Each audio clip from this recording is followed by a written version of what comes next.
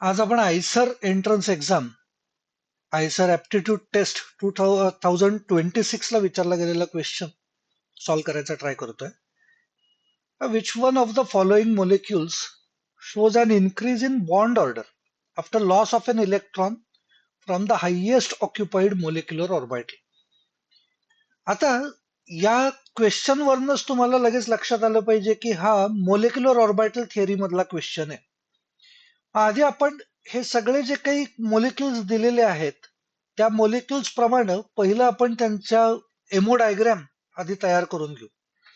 बघा या सगळ्यांचे जे ॲटॉमिक नंबर्स आहेत, nitrogen atomic number 7, carbon 6, fluorine 9 आणि बोरॉन 5. याचा अर्थ असा होत असतो की यांच्या सगळ्यांचे जे काय एमोज आहेत ह्या सगळ्या पी ऑर्बिटल्स मध्ये येणार आहेत. सो पी ऑर्बिटल प्रश्न मी पुढचे डायग्राम काढतो आधी.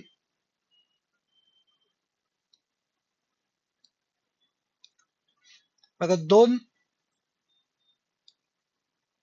ऍटम्स घेतले, या दोघांचे सुद्धा पी ऑर्बिटल्स. सो हे 2p ऑर्बिटल आहे, ही दुसरी 2p ऑर्बिटल आहे.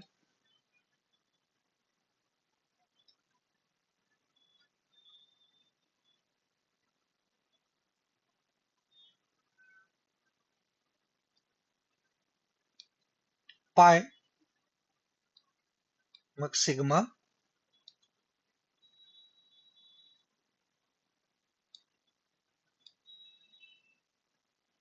पाय स्टार आणि सिग्मा स्टार. हे फक्त इथं मार्क करून ठेवतो.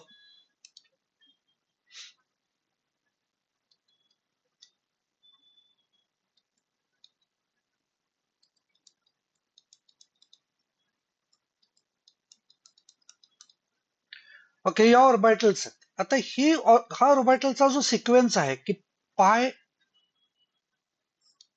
आणि त्याच्यावरती सिग्मा, हा जो ही जी ऑर्डर आहे ही ऑर्डर कुणासाठी बरोबर आहे, तर इथं फ्लोरीन सोडून सगळ्यांसाठी ही चालणार आहे. फक्त फ्लोरीन आणि ऑक्सिजन साठी हा सिक्वेन्स उलटा होत असतो. ओके, सो आपण बाकीच्यांचा विचार करू आणि मग त्याच्याप्रमाणे एकदा इलेक्ट्रॉनिक कॉन्फिगरेशन चेक करूया. बघा आता त्यांनी जे आपल्याला विचारलंय त्याच्यात आपल्याला म्हणलेलं आहे की increase in bond order after loss of an electron. So याच्यासाठी पहिलं आपण कन्सिडर असं करूयात की what is bond order. Bond order is equal to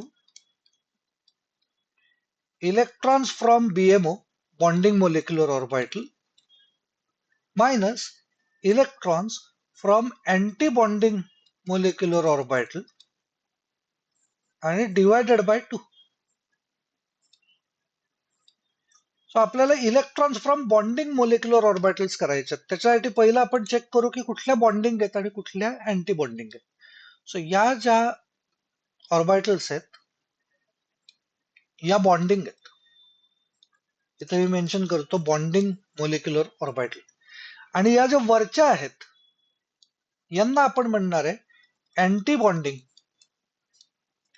molecular orbital. या 2 टाईपच्या ऑर्बिटल्स आपण कन्सिडर करतोय. आता याच्यामधले जे इलेक्ट्रॉन्स आहेत ते एकदा फिल इन करू, म्हणजे मग आपल्याला त्याच्यात किती इलेक्ट्रॉन्स बसतायत ते आपल्याला लक्षात येईल. वेगवेगळ्या कंपाऊंड साठी बघूयात. सो सगळ्यात कमी ॲटॉमिक नंबर आहे बोरॉनचा. सो आधी मी बोरॉन पासून सुरुवात करतो. Boron atomic number is 5. So याचा अर्थ होत असतो 1s2, 2s2, 2p1. म्हणजे 2p1 मधला हा तो 1 इलेक्ट्रॉन मी इथं ठेवतो. याचा अर्थ असा होणार आहे की इथले एक एक इलेक्ट्रॉन येतील. इथं एंडला त्यांनी असं क्वेश्चन मध्ये आलं एक term highest occupied molecular orbital. Highest occupied याचा अर्थ सगळ्यात शेवटचा इलेक्ट्रॉन ज्या ऑर्बिटल मध्ये एंटर करतो ती ऑर्बिटल. मग आता याच्यामधनं जर एक इलेक्ट्रॉन काढून टाकला तर ही बॉन्डिंग एमओ आहे. बॉन्डिंग एमओ मधनं जर इथला एक इलेक्ट्रॉन आपण कमी केला तर बॉन्ड ऑर्डर वाढेल का कमी होईल. आता इथं काय दिसतंय आपल्याला 2 इलेक्ट्रॉन्स होते -0 आहे डिवायडेड बाय 2 आहे, याचा अर्थ इथं बॉन्ड ऑर्डर इज 1 ओरिजिनली. पण जर एक इलेक्ट्रॉन काढून टाकला तर या 2 च्या ऐवजी 1च इलेक्ट्रॉन शिल्लक राहील. 1 मायनस 0 डिवायडेड बाय 2 म्हणजे 1 च्या ऐवजी 0.5 होईल. म्हणजे याचा अर्थ डिक्रीज इन बॉन्ड ऑर्डर होत आहे. म्हणजे B2 हे एक्झाम्पल असू शकत नाही.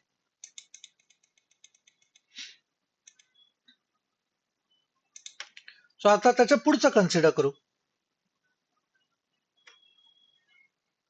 त्याच्या पुढचा ॲटॉमिक नंबर आहे कार्बनचा C2.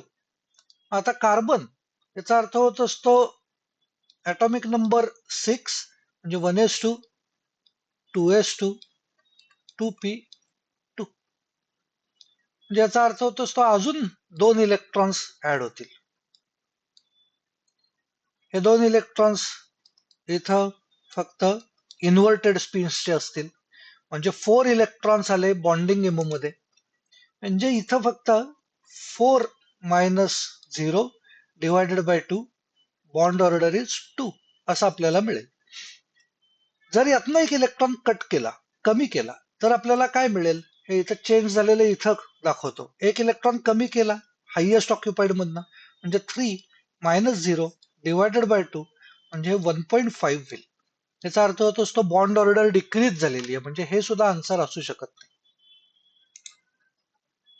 Next atomic number nitrogen घेऊयात 7 म्हणजे 1s2 2s2 2p3. हा थर्ड इलेक्ट्रॉन दोन्ही नायट्रोजन्स मध्ये भरूयात.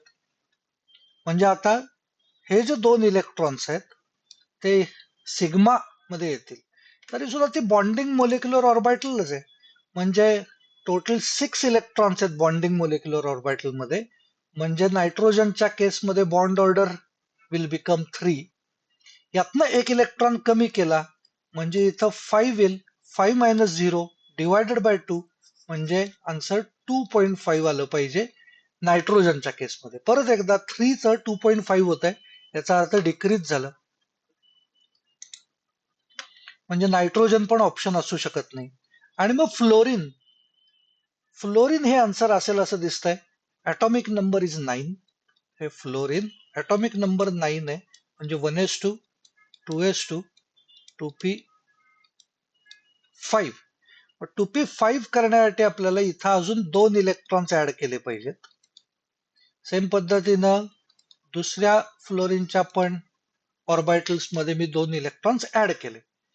आता हा जो सिक्वेन्स आहे हा फ्लोरीनसाठी उलटा होतो असं आपण सुरुवातीला म्हणलं होतं. सो तो एकदा आपण सिक्वेन्स चेंज करून टाकू.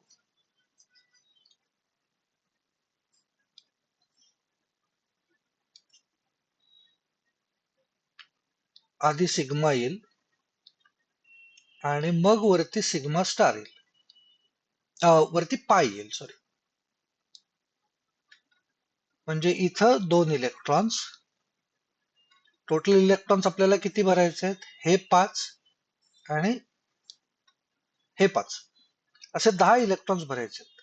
2 3 4 5 6 7 8 9 आणि 10. हे F2 चं स्ट्रक्चर झालं. म्हणजे याच्यामध्ये बॉन्डिंग एमओ मध्ये किती इलेक्ट्रॉन्स आहेत? हे 6 आणि अँटी बॉन्डिंग मध्ये आहेत 4. इथं चेंज करू.